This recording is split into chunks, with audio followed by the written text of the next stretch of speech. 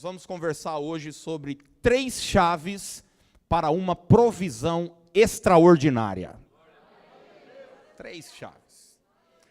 Mateus capítulo 21, verso 1 em diante, diz assim: Quando se aproximaram de Jerusalém e chegaram a Betfagé, ao Monte das Oliveiras, enviou Jesus 2 discípulos, dizendo-lhes: Ide à aldeia que está aí adiante de vós, e logo achareis presa uma jumenta, e com ela um jumentinho.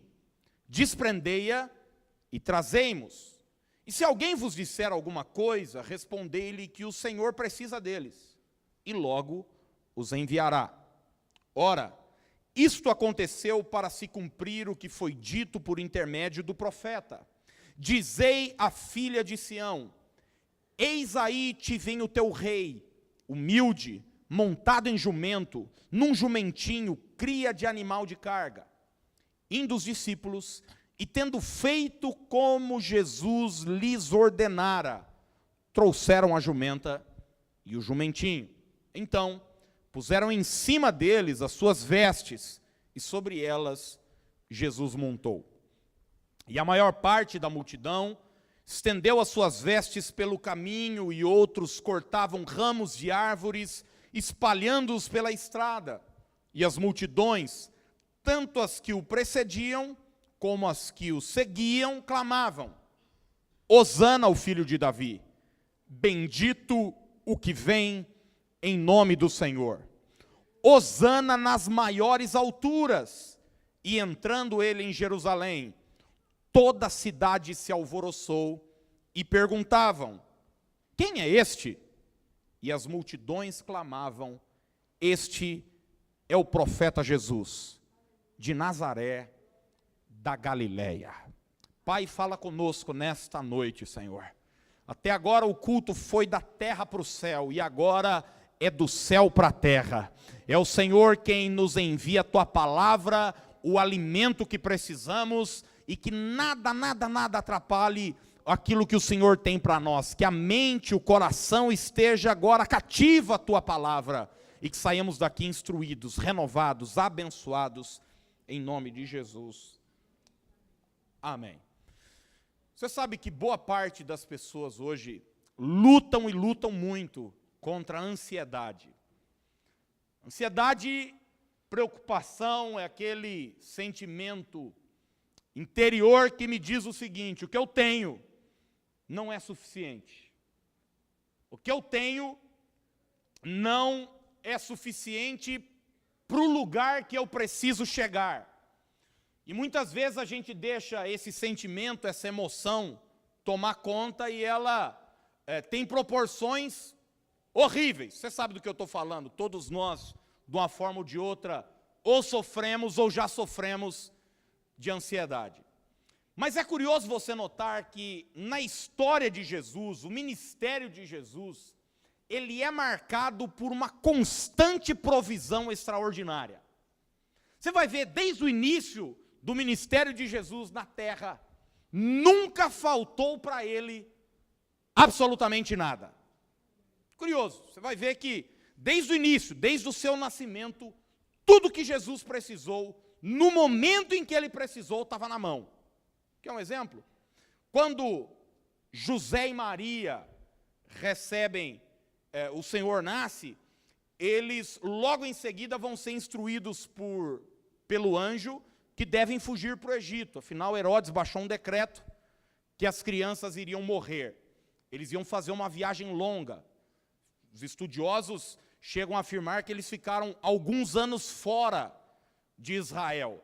Você sabe, eles precisariam de recursos, eles não tinham condições, era uma família simples, mas a Bíblia diz que antes do anjo aparecer e dar a instrução de que Jesus deveria ser levado por seus pais para o Egito, os magos vêm do Oriente, advertidos pela estrela, para adorar o Senhor.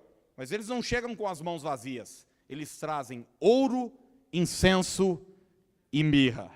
Aquilo que José e Maria precisavam, aquilo que Jesus precisava, estava lá. Suprimento extraordinário. Você vai ver que Jesus, em seguida, já com 30 anos, começa o seu ministério, e depois que ele sai das águas do Jordão, a Bíblia diz que ele é levado pelo Espírito ao deserto, para ser tentado pelo diabo. Jesus passa 40 dias sem comer, em jejum, está com fome, e o texto de Marcos diz que os anjos o servem. Provisão extraordinária. Em Lucas capítulo 8, a Bíblia vai declarar que algumas mulheres, Maria Madalena, Joana, Susana e muitas outras, prestavam a Jesus assistência com seus bens. Você imagina, Jesus chamou os discípulos, ele tinha 12 discípulos que o seguiam, 12 homens que tinham as suas profissões. Pedro era pescador, Tiago e João também, Mateus era coletor de impostos, cada um tinha o seu trabalho. A Bíblia diz que eles deixaram tudo para seguir o Senhor. Como é que Jesus ia sustentar 12 pessoas, 12 famílias? A Bíblia diz que algumas mulheres são tocadas, são impelidas pelo Espírito a pegar parte de seus recursos e financiar o ministério de Jesus. No momento em que ele precisou, a provisão chegou. Quando Jesus precisa de um lugar para celebrar a ceia com os discípulos, lá na Páscoa, em Mateus capítulo 26, Jesus diz para os discípulos o seguinte, olha, para 2 deles, vão até um lugar, até uma sala, e a senha para vocês conseguirem, a sala é a seguinte, o meu tempo está próximo, em tua casa celebrarei a Páscoa com os meus discípulos. Só vocês falarem isso. E Jesus então tem aquele cenáculo, que logo em seguida vai ser o lugar onde o Espírito Santo vai descer sobre os discípulos de Jesus. Aquilo que Jesus precisou. No momento em que ele precisou, a provisão extraordinária chegou. Até depois da sua morte, Jesus precisava de um túmulo, de um lugar para ser enterrado. Dias atrás, alguns meses, minha tia, toda feliz, veio me contar que um dos sonhos dela se realizou. Ela comprou um terreno no cemitério da Saudade. Olha que maravilha, é uma bênção, né? Vou chamar ela aqui para dar esse testemunho um dia. E diz que é numa rua boa, perto do Prudente de Moraes, ali onde o Prudente de Moraes está. Vizinhança boa, silenciosa, só gente boa do lado. Eu não tenho túmulo, não tenho terreno, lugar nenhum. E Jesus também não tinha. Jesus também nem se preocupou com isso. Ele só ia precisar de um túmulo 3 dias. Para que se preocupar com túmulo? Quando ele morre, Pôncio Pilatos recebe a visita de José de Arimateia, um homem riquíssimo, seguidor de Jesus. E a Bíblia diz que José de Arimateia tinha um túmulo novo, nunca foi usado. Jesus precisou. É para lá que o corpo dele vai. Uma provisão extraordinária. Esse texto que a gente acabou de ler é um dos textos onde Jesus tem uma necessidade também. Existia uma palavra profética do profeta dizendo que o rei entraria na cidade montado num jumento. Acontece que Jesus não tinha um jumento. Era o meio de transporte que ele precisava para que a palavra se cumprisse. Então Jesus chama 2 dos discípulos e diz para eles o seguinte, olha, vocês vão à aldeia mais próxima. Pra você ter uma ideia, Deus me deu essa mensagem lá no Monte das Oliveiras, eu preguei isso lá, algo emocionante. É um lugar muito alto, tem uma avenida hoje lá embaixo, obviamente, onde fica o Jardim do Getsemane, e no outro alto, na outra montanha, o Monte Moriá, onde estava o templo, e está a cidade antiga de Jerusalém, onde Abraão foi levar Isaac como sacrifício, era a cidade. Então Jesus precisava descer e depois subir. A profecia diz que ele viria montado num jumento. Ele chama 2 discípulos e diz, olha, vão até aquela aldeia mais próxima e vai ter um jumento lá amarrado. Deus sabe aquilo que você precisa. Deus conhece as suas necessidades. E vocês vão e me trazem. E se alguém perguntar o que é que está acontecendo, você diz que o mestre precisa. E depois ele devolve. E foi assim que aconteceu. aquilo que Jesus precisava foi lhe dado. A pergunta que eu faço hoje para nós pensarmos é: como é que nós conseguimos viver debaixo dessa provisão extraordinária?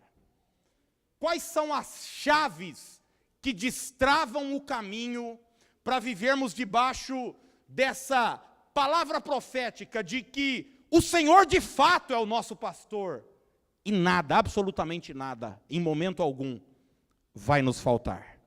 Eu anotei 3 coisas que estão nesse texto, eu gostaria de pensar elas com vocês nessa noite. A primeira delas, primeira chave que nos dá acesso a esse lugar de provisão, é a chave da missão.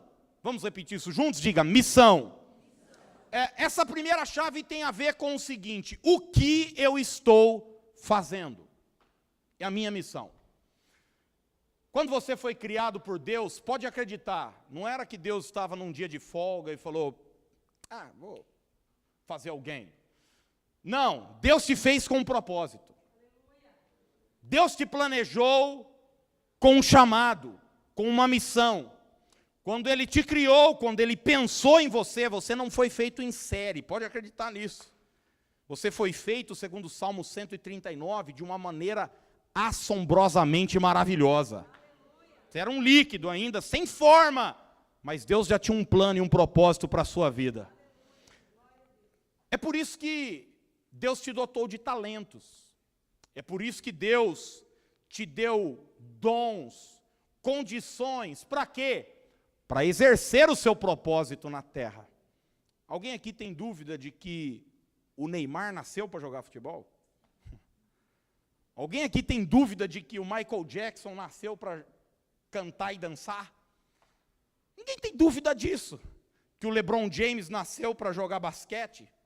Você se lembra no final da carreira do Michael Jordan, ele se aposentou e foi jogar beisebol. Foi horrível. Porque ele não nasceu para aquilo. Ele nasceu para uma outra coisa. Nós temos uma missão, temos um chamado, temos um propósito. Estamos aqui na terra com uma finalidade e um objetivo. Você vê como algumas pessoas são boas no artesanato, né? Eu fico maluco, como é que tem gente que pega, faz dobradura, consegue desenhar, pintar. Eu falo, meu Deus do céu, se você vê os meus desenhos, parece desenho de criança ainda, que os meninos me mostram ali no final do culto, na folha. É uma coisa terrível. Você vai ver gente que tem uma aptidão para culinária. Eles fazem um bolo, fazem um prato, eles te passam a receita, você faz igual, não fica igual. Então você fala, você me deu a receita errada, miserável, você está escondendo coisa. Eu falo, não, é isso mesmo, mas o que é? É um talento, é uma mão, é um dom especial. A pessoa nasceu para aquilo, ela vai lá, joga as coisas, fica bom. Você vai lá com todo cuidado, fica horrível. Nasceu para aquilo, nasceu para aquilo. Você vai ver como algumas pessoas têm uma musicalidade extraordinária. É verdade? Nunca fizeram aula, nunca sabe tocar um instrumento, canta maravilhosamente bem, e alguns irmãos e irmãs, parece uma coruja cantando. Não é verdade? Vai estudar, vai tocar. Eu me lembro uma vez que eu me meti a dar aula de violão para uma pessoa da igreja. Na primeira aula, eu acabei com a carreira dela. Eu falei, você não tem jeito, não dá não. Você não nasceu para coisa. O máximo que você vai ser é uma pessoa bem medíocre. Faz outra coisa que você foi chamada para fazer.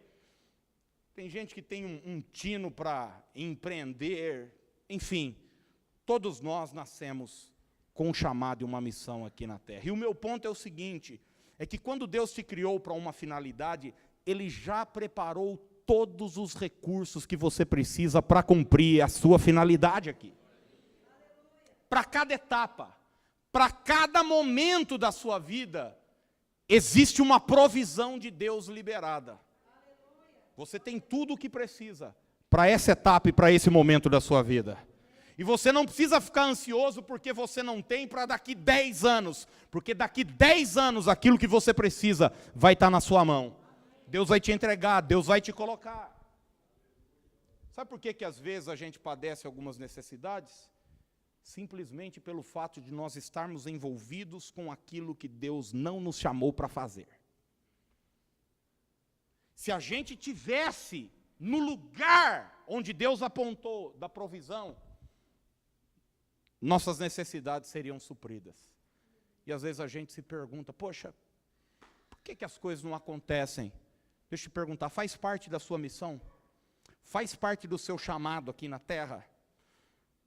Tempo atrás eu estava vivendo um período de muita angústia na minha vida, de muita preocupação, de ansiedade, a ponto de eu chegar para minha esposa e dizer, Dani, a gente precisa fazer alguma coisa, porque as minhas aspirações são maiores do que as minhas condições.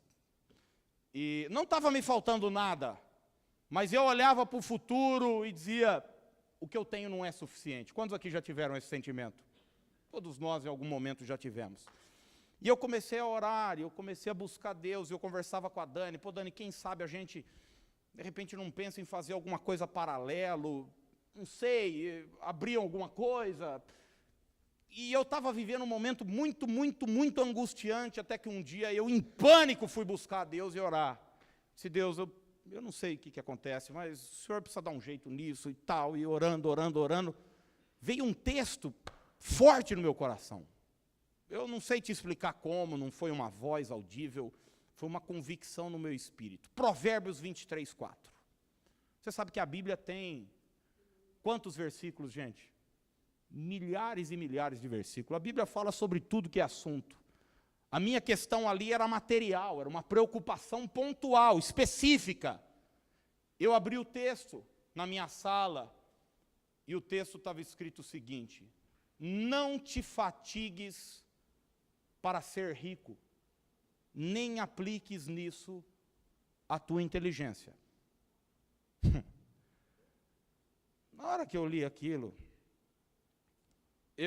parece que eu tomei um murro na boca do meu estômago. Porque foi uma coisa direta de Deus para mim. E Deus começou a me dizer o seguinte: menino, eu te dei inteligência, sabedoria e cabeça boa, não para você ficar pensando em montar um negócio, para te dar uma vida X ou Y para os seus filhos, para os seus sonhos, para a sua família. Eu te dei inteligência e sabedoria para você cumprir o seu propósito. Para você cumprir a sua missão, para você enfiar sua cara na Bíblia e botar o seu joelho no chão e pregar a minha palavra, instruir as pessoas. E Deus me disse, enquanto você estiver agarrado na sua missão, nada vai te faltar. Mas no dia em que você ficar gastando sua energia, sua juventude, sua sabedoria e sua inteligência para os seus planos, eu vou te deixar à mercê deles. E daí você está à mercê da sua inteligência e da sua sabedoria. Eu não conto isso para você com alegria, eu conto com um pouco de vergonha. Porque é muito fácil pregar. É muito fácil você dizer para os outros o que deve ser feito. Mas quando é com você, não é fácil. Mas os recursos, aquilo que a gente precisa para cada etapa da nossa vida, nós precisamos entender isso, que enquanto estivermos linkados à nossa missão, ao nosso chamado, aquilo que Deus nos chamou para fazer, certamente nossas necessidades, todas elas serão supridas. Jeremias 1,5 diz, antes que eu te formasse, no ventre materno eu te conheci, e antes que saísses da madre, te consagrei, e te constituí profeta às nações. Deus está dizendo, Jeremias, você era um feto ainda na barriga da sua mãe, e eu já tinha um plano e um propósito para a sua vida. Daí, sabe, às vezes a gente ouve uma mensagem como essa, e você fica se questionando, querido, mas eu não sou pastor, eu não sou evangelista, eu não sou missionário, eu sou profissional liberal, eu sou professor, eu sou dono de restaurante, eu tenho um salão de cabeleireiro, eu faço unha, não tem nada a ver com um chamado, aí é que você se engana. Dias atrás eu ouvi o testemunho de um pastor, muito amigo de um camarada que hoje é CEO da Yves Saint Laurent. E ele foi, durante um tempo, vice-presidente da Prada.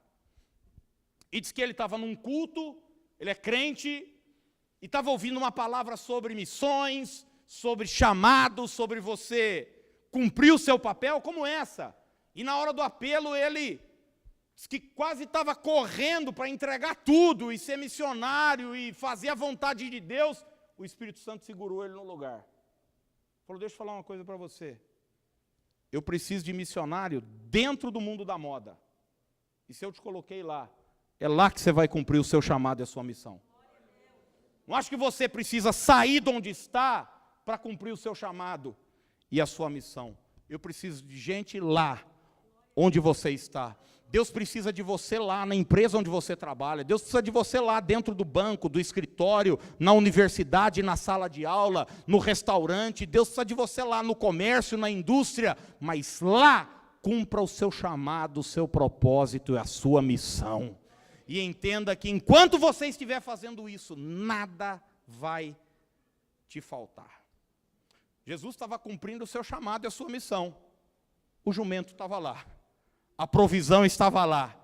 Aquilo que ele precisava estava disponível no momento em que ele precisava.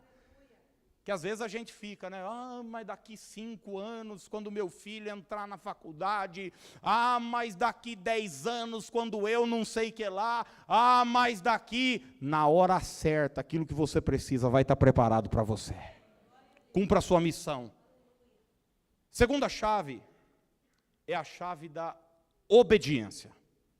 Repita isso comigo, diga missão, obediência. A chave da missão tem a ver com o que eu estou fazendo. Já a chave da obediência me aponta para como eu estou fazendo. Não tem só a ver com o que eu estou fazendo aqui, mas a maneira, a forma, o jeito com que eu estou fazendo. Não se trata apenas de fazer o que precisa ser feito, mas também do jeito que precisa ser feito. Não se trata apenas de fazer a coisa certa, mas se trata de fazer a coisa certa do jeito certo. Você se lembra quando Davi começa o seu reinado? Sua primeira atitude é trazer de volta para Jerusalém a Arca da Aliança. A Arca da Aliança simbolizava o que, gente? A presença de Deus. Davi tinha as melhores das intenções. E quando o povo começa a trazer a arca, uma coisa certa, uma coisa boa, a Bíblia diz que eles tropeçam e Uzá segura a arca. O que acontece? Uzá é fulminado. Ele morre na hora. E Davi, então, em pânico, se questiona: como trarei a mim a arca do Senhor? E daí eles começam a trazer do jeito certo. Cada 7 passos, um sacrifício e uma oferta, com os levitas carregando, da tribo correta. Não se trata apenas de fazer o que é certo, é necessário fazer da maneira certa, do jeito certo. O verso de número 6 e 7 diz o seguinte: indo os discípulos e tendo feito, o que é que diz aí na sua Bíblia? Como Jesus lhes ordenara. Trouxeram a jumenta. Eles não chegaram lá e chegaram para o dono da jumenta com bons argumentos. Disseram, então, somebody love, sabe aquela coisa? Nós estamos aí. Não chegaram lá oferecendo uma gorjeta, um cafezinho para o cara. Não, eles fizeram como Jesus lhes ordenara. Guarde isso. A provisão que você precisa está num lugar chamado obediência. Você pode repetir isso comigo? Diga, a provisão que eu preciso está num lugar chamado obediência. Você se lembra que Elias, quando começa o seu ministério em 1 Reis capítulo 17, começa debaixo de uma grande crise em Israel. Durante 3 anos e meio não chovia.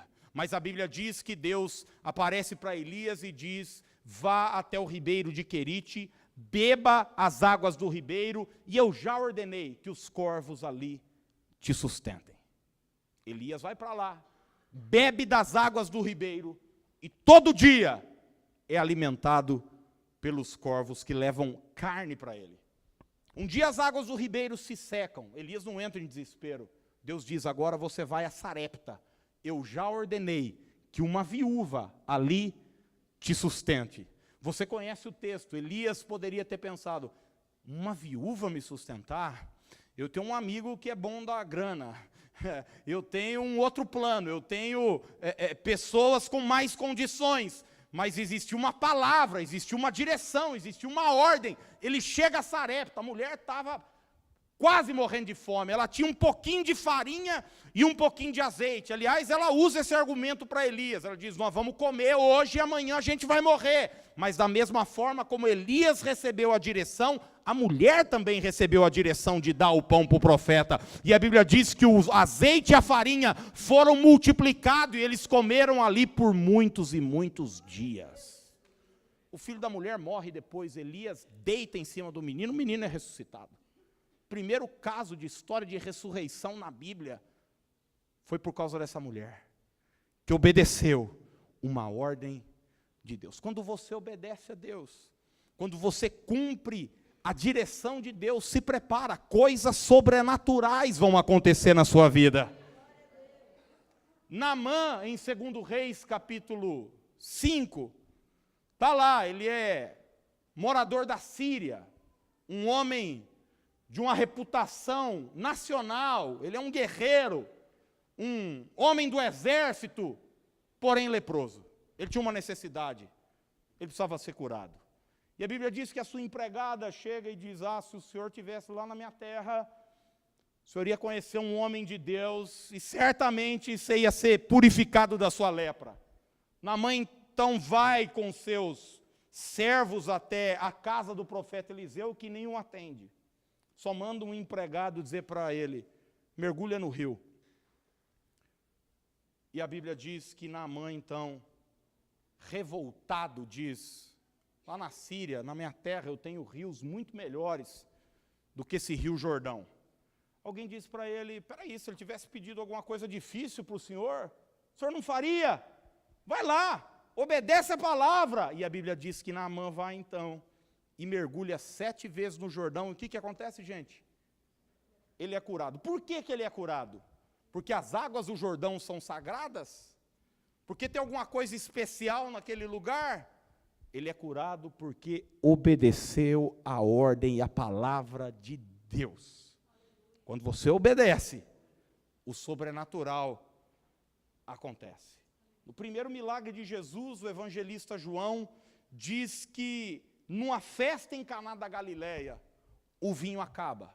O casamento ia ser interrompido, mas Maria se levanta e diz para os garçons da festa o seguinte, se vocês querem que essa festa continue, façam tudo o que ele vos disser.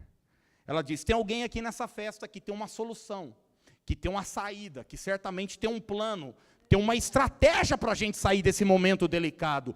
Obedeçam a ele, que vai dar tudo certo. Jesus então se levanta e diz para os garçons, encham de águas as talhas. O que eram talhas? Eram vasos que os judeus usavam para a purificação das mãos. Não tinha nada de sagrado nas talhas. Era como uma pia para lavar as mãos. Mas a Bíblia diz que eles a encheram totalmente. Jesus diz então agora apresentem isso ao mestre-sala. E a Bíblia diz, e eles o fizeram. Quando chegaram ao mestre-sala, a água havia se transformado em vinho. As talhas eram sagradas? Não. O que era especial ali era uma ordem, era uma palavra de Jesus liberada àqueles serventes da festa. Quando nós obedecemos à ordem de Deus, coisas sobrenaturais acontecem. Há talvez 3 anos, nós estávamos num lugar pequeno, 50 cadeiras cabia, e uma sala para as crianças. E o proprietário desse imóvel procurou o Luiz e disse para ele, você se interessa em alugar? Luiz falou, não, mas meu sobrinho certamente vai querer. E eu me lembro que quando eu sentei com o proprietário desse imóvel, algumas imobiliárias tinham dado uma avaliação X para ele alugar. E correta, uma avaliação boa, um lugar estratégico no centro da cidade, quase 1.000 metros quadrados ao todo aqui. E eu me lembro de quando fui sentar para negociar com ele, de uma forma assim, muito pessoal, uma convicção aqui, o senhor me disse, é tanto e não arreda o pé. Só que o problema era metade do que ele estava pedindo. E eu cheguei cheio de dedos para conversar com o homem, com medo de ofendê-lo. Você já se sentiu assim? Não. Porque eu não gosto que desvalorize as minhas coisas. Como é que você vai chutar? Mas era a ordem de Deus, era a palavra que Deus tinha me dado, a convicção que eu tinha, a direção. E eu cheguei e sentei. Passava uma semana, 2, ele vinha querer negociar de novo. E não tinha negócio. E daí ele abaixava R$1.000. E daí ele abaixava mais 1.000. E eu sei que a última vez que nós sentamos perto de assinar o contrato, ele jogou R$500 a mais da minha proposta. Um amigo corretor de imóveis falou, você fica fazendo graça, você vai perder o prédio. A gente não estava vivendo essa crise ainda no país, os imóveis estavam sendo procurados. E eu me lembro de falar, não, é isso mesmo, é isso. E nós estamos aqui hoje. Por quê? Porque eu sou bom de negócio? Não, sou horrível, eu detesto fazer isso. Mas por causa de uma direção. Quando você obedece a Deus, aquilo que você precisa, Deus vai te dar, Deus vai suprir cada uma de suas necessidades. Sabe, o Senhor disse para Saul o seguinte, Saul, obedecer é melhor do que sacrificar. Às vezes a gente fala, poxa, mas eu vou tanto à igreja. Não é o fato de você vir à igreja. Poxa, mas eu tenho chorado tanto na presença de Deus. Não é chorar na presença de Deus. A chave que vai te dar acesso à provisão para as suas necessidades é a obediência. Talvez Deus já há algum tempo vem te cobrando algo, no sentido de te instruir. Abandone isso, deixe aquilo, faça isso, acerte essa área na sua vida, porque isso está travando o seu caminho, eu tenho mais para você. Chegou o dia hoje de você se render e obedecer a instrução e a palavra de Deus. Você vai ler Deuteronômio 28, gente, se tem um texto que mexe comigo, é esse texto de Deuteronômio 28. É um texto que só fala de bênção, nos primeiros 14 versículos. Você vai ler assim, Deus fala o seguinte, olha, bendito serás na cidade e no campo. Falando que a bênção de Deus independe do lugar geográfico onde você está. Bendito será o fruto do teu ventre. Sua descendência, seus filhos, seu neto. Bendito serás ao entrar e ao sair. E o texto continua. Você emprestarás a muito, mas não tomarás emprestado. O Senhor te colocará por cima e não por baixo. Você vai ser colocado como cabeça e não cauda. E você começa a ler, tem um versículo que diz, o Senhor abrirá o céu, o seu bom tesouro, e derramará sobre ti bênçãos. E você começa a ler aquilo lá e fala, meu Deus do céu, é isso mesmo que eu quero. Vem em mim que eu estou facinho, essas bênçãos todas. Não é? Mas o verso 13 diz o seguinte, se, conhece essa palavra? Se, tem uma condição, obedeceres aos mandamentos do Senhor, teu Deus, que hoje te ordeno, para os guardar e cumprir, não te desviarás de todas as palavras que hoje te ordeno, nem para a direita, nem para a esquerda, seguindo outros deuses, para os servires. Como se Deus estivesse dizendo o seguinte, você quer tudo isso aqui? Eu tenho para você, mas obedeça a minha palavra, obedeça aos meus mandamentos, obedeça às minhas ordens, não negocie a tua fidelidade, faça o que precisa ser feito, mas faça do jeito que precisa ser feito. A segunda chave que me dá acesso a esse lugar de provisão é a obediência. E em terceiro e último lugar, a terceira e última chave que nos dá acesso a esse lugar é a chave do louvor. Repita comigo, diga missão, obediência e diga louvor. A chave da missão me aponta para o que eu estou fazendo. A chave da obediência aponta para como eu estou fazendo, o jeito. E a chave do louvor tem a ver com para quem eu estou fazendo. O que, como e para quem. A chave do louvor me leva às seguintes perguntas. Qual é a minha real motivação? Meu motivo. Para quem eu estou fazendo? Qual é a minha intenção? Meu objetivo? Minha finalidade? Você lê o texto e descobre o seguinte: no final, só uma pessoa é glorificada: Jesus Cristo de Nazaré. Quando o meu objetivo é trazer glória para Deus, eu posso estar certo de que nada vai me faltar. Sabe, às vezes eu fico me questionando por que algumas pessoas não recebem o que desejam. E esse questionamento às vezes me leva a um outro. Será que elas estão dispostas a dar a glória para Deus, ao que é devido de Deus? Ou vão bater no peito quando forem abençoadas e disserem, afinal de contas eu mereço. Afinal de contas eu lutei, eu fiz por onde? Não. A Bíblia diz no final desse texto que o povo clamava, Hosana, bendito que vem em nome do Senhor. Um milagre que não traz glória para Deus é vão. Um milagre onde as pessoas vão olhar para você e dizer, oxa, parabéns, você merece, e você diz, verdade mesmo. É vão, porque Deus não divide a glória dele com ninguém. Eu disse aqui que tudo pertence ao Senhor, né? Salmo diz, do Senhor é a terra e tudo que nela se contém. Deus é generosíssimo demais. Ele deu seu único filho. Ele só tinha um. Hoje ele tem inúmeros, mas ele só tinha um. E ele enviou para morrer na cruz em nosso lugar. Deus é generoso, mas tem uma coisa que ele não divide.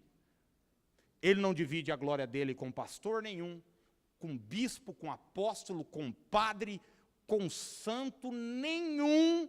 Deus não divide a glória dele com ninguém. Você se lembra quando Pedro chegou na casa de Cornélio? Cornélio foi se ajoelhando.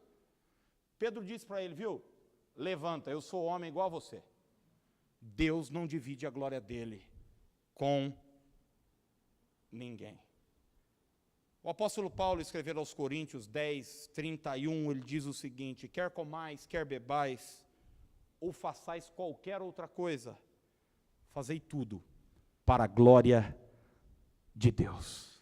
Fazei tudo para a glória de Deus. A comida que você faz, a causa que você luta, o cabelo que você corta, a unha que você pinta, a aula que você dá, a palestra que você proporciona, não importa. O que você fizer, faça para que o nome do Senhor seja glorificado. Sabe por que às vezes tem tanta gente decepcionada, chateada aí no mundo? Porque estão fazendo às vezes a coisa certa do jeito certo, mas para a pessoa errada. Aí diz, a empresa não reconhece o meu trabalho. Por quê? Porque você está fazendo para o seu diretor. Você está fazendo para o seu supervisor, você está fazendo para o seu superintendente, e daí, no momento de crise, ele pega e corta você sem dó nem piedade. Mas quando você trabalha, mas trabalha para a pessoa certa, você pode esperar que você será muito bem recompensado, porque o Senhor tem prazer em abençoar seus filhos. Eu resumo essa mensagem com uma frase. Faça a coisa certa, do jeito certo, para a pessoa certa. Faça a coisa certa, do jeito certo, para a pessoa certa. Quem sabe alguns de nós chegamos hoje à noite, como eu, há um tempo atrás, ansiosos, preocupados, achando que não vai dar, achando que não tem o que precisa, achando que não tem as condições ideais e os recursos necessários para cumprir a sua jornada. Mas Deus te trouxe aqui hoje à noite não por acaso. Você não veio aqui por causa que alguém te convidou. Você veio aqui porque o Espírito Santo te trouxe. Ele te trouxe para te dizer uma coisa: eu vou cuidar de cada detalhe da sua vida. Sabe, irmãos, às vezes eu ouço algumas pessoas até numa humildade dizendo: não, eu venho aqui, pastor, pedir saúde, se Deus me der saúde, o resto eu corro atrás. Eu não sei você, mas eu não sirvo a um médico. Eu não sirvo a um clínico geral, um dono de farmácia. Eu sirvo ao Rei dos Reis e Senhor dos Senhores. E tem mais, Ele é meu pai também. Ele é médico dos médicos, sim. Mas Ele tem todo o poder nos céus e na terra. Cada detalhe que envolve a sua vida é importante para Deus. Tudo aquilo que diz respeito a você, diz respeito a Deus. E eu queria que você saísse daqui hoje pronto para viver um tempo do favor inesperado de Deus. Coisas que você não estava nem orando, vão começar a acontecer. Coisas que não estavam no seu caderninho de oração, você nem pediu, mas Ele vai resolver te dar, porque Ele tem prazer em abençoar os seus filhos. Ele é Deus que faz infinitamente mais do que tudo aquilo que pedimos, pensamos e esperamos. Se tem alguém pronto para tomar posse dessa palavra, diga glória a Deus, diga aleluia, dá um aplauso ao Senhor nessa noite em nome de Jesus. Aleluia, aleluia. Eu queria que você ficasse de pé para nós orarmos.